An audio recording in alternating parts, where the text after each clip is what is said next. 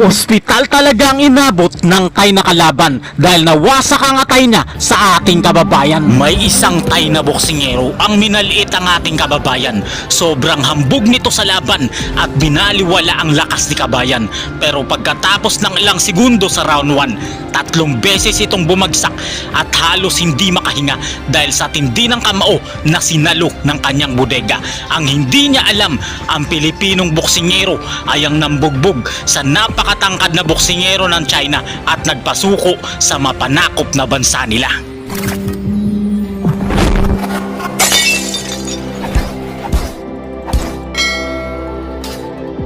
Isang Pilipino boxer ang mangingisda ng alamang ang nagpaiyak kay Xi Jinping at sa pamilya ng boxer nila. Napakatangkad at undefeated pa ang kalaban. Bugbog sarado sa Pinoy na mangingisda lang ng alamang. Pinabagsak nito ang bato-batong boksingero ng Afrika. Kaya naman sobrang lakas po talaga ng ating bida. At ang pinakamayabang na boksingero ng Thailand ay first round lang ang itinagal sa ating kababayan.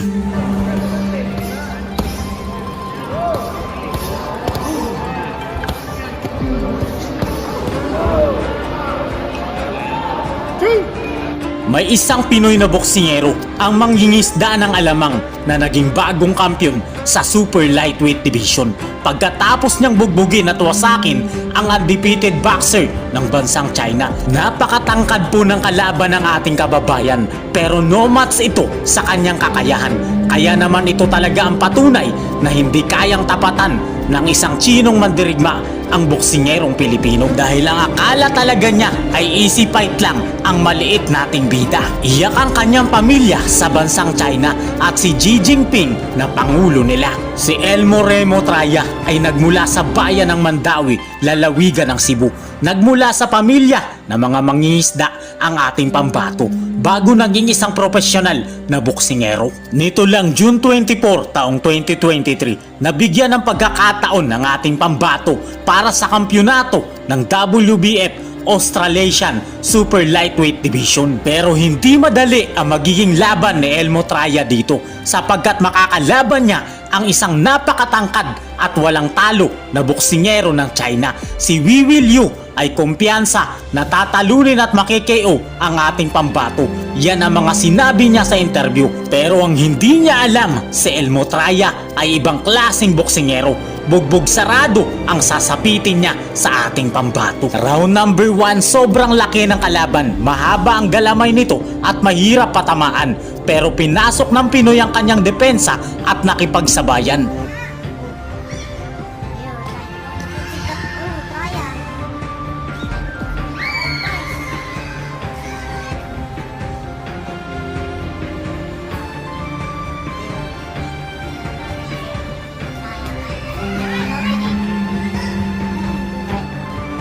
Traya, Liu with a nice jab.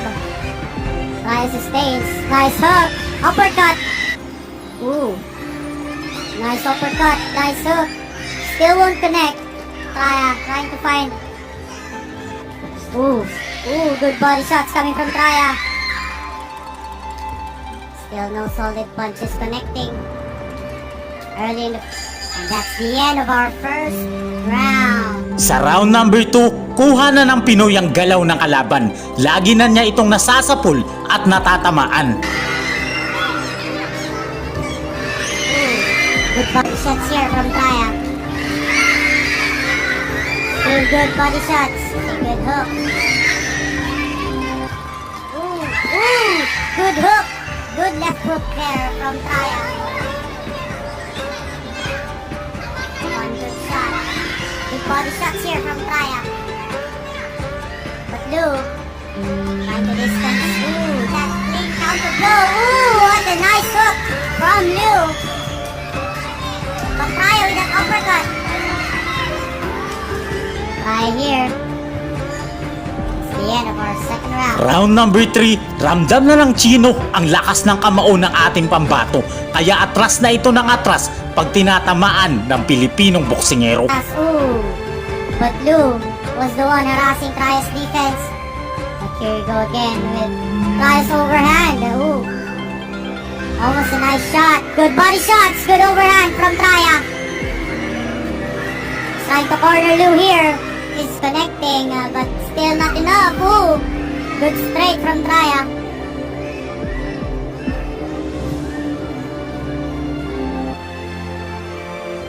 Traya. Ooh, that's a good hit. Ooh. Traya's punches. Trying to connect. That's the end. Sa round number 4, ginamit na ng Pinoy ang kanyang liksi sa laban. Hindi na siya madaling matamaan at laging nasasapul niya ang kalaban. Lou's defense is just like the Great Wall of China. But then again, Traya's offensive here. Almost being cornered here.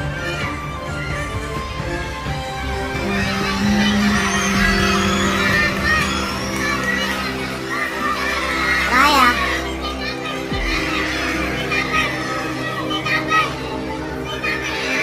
Here goes Traya.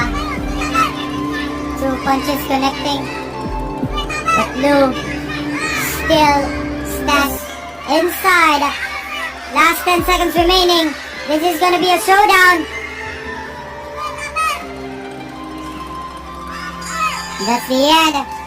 Round number 5, ayaw talaga magpatalo ng China pero unti-unti na siyang pinapasuko ng ating bida. Traya with a good combo.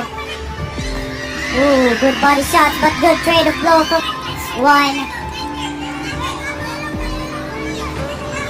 of the reasons why Traya is not able to go all the way in. Sa round number 6, tuloy lang ang Pinoy sa pambubugbog sa kalaban. Maliksi pa rin ang Pinoy at nanghihina na ang kalaban. As you can see, Traya connecting punches.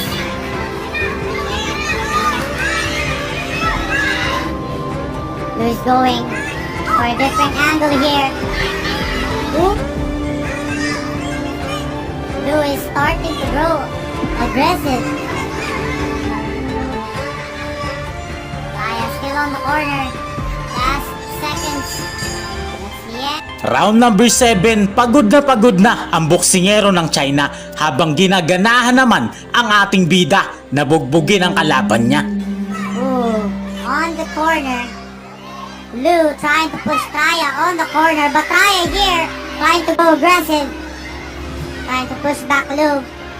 But Lou still going back forward. Good shots coming from Traya. It is indeed a brawl. As you can see how both fighters sustaining each punches. Good uppercuts coming from Traya. Traya on the corner. Trying to dodge Lou here, but a good shot. Some hits. Traya is just receiving all the hits.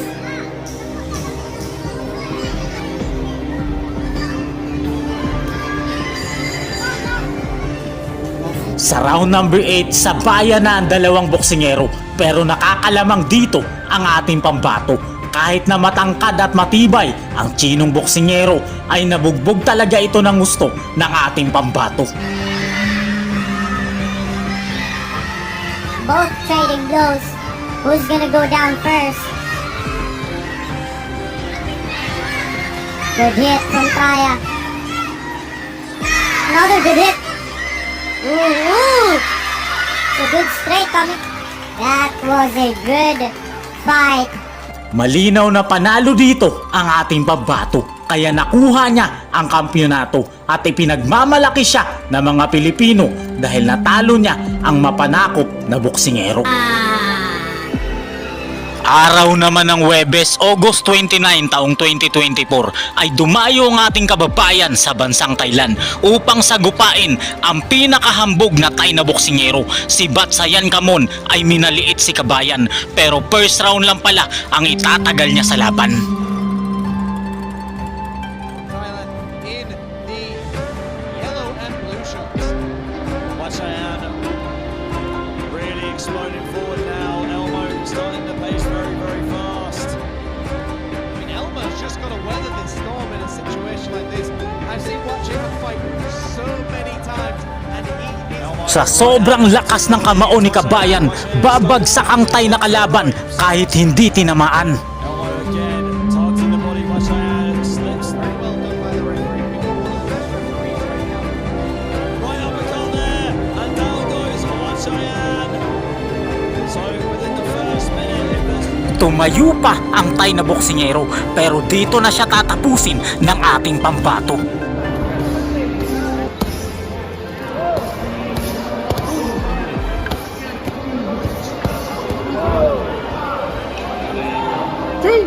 Comes up with a shoveling left hook as well. And he eats another one and goes to the canvas. The referee calls it a knockdown. yeah, it doesn't look like Juan Cheyenne is going to get up, or is he? Can he make the count? No, he's not. Wow. Sa pinakahuling laban ng ating pambato ay nilabanan niya ang prinsipe ng Thailand. Si Chidit Banti ay ang tinaguriang halimaw, the next the monster ng bansang Thailand dahil napakatindi nito pero round 1 lang pala siya sa ating pambato. That's in for 6 rounds of action.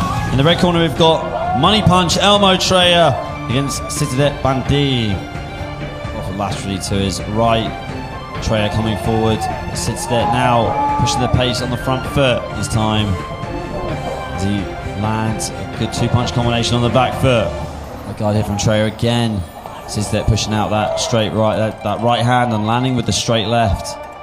Good distance control there, just touching the glove of Treya, trying to find Treya, not snubbed by it at all and pushing forward. Good left hook there by Treya, and Citidet is down. That was a beautiful right uppercut and left hook from Treya. And it looks like Citidet is not going to make the count.